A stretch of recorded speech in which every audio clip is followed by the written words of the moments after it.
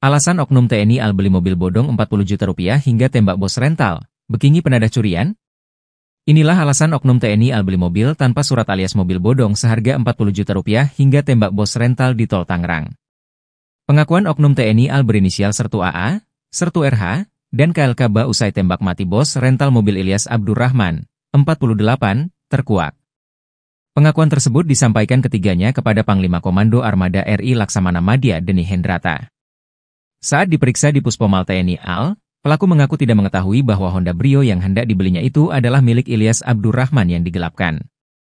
Sebab Sertu AA mendapatkan informasi penjualan mobil tersebut dari situs online. Mulanya oknum TNI Al tersebut diminta membayar 135 juta rupiah. Namun karena penjual mobil tidak bisa memberikan surat-surat lengkap mobil tersebut, akhirnya Sertu AA hanya memberikan uang 40 juta rupiah. Deni Hendrata menyebut awalnya pelaku penembakan hampir tidak jadi membeli mobil bodong tersebut. Hal senada disampaikan Komandan Pusat Polisi Militer Angkatan Laut, dan Puspomal, Laksamana Muda TNI Samista.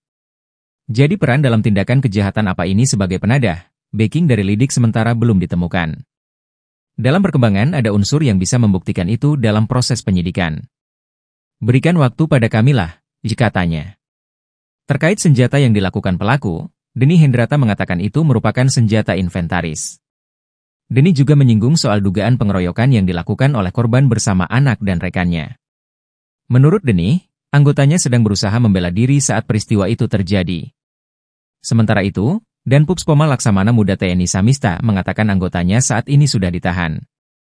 Ia juga memastikan bahwa hanya satu anggota yang melakukan penembakan.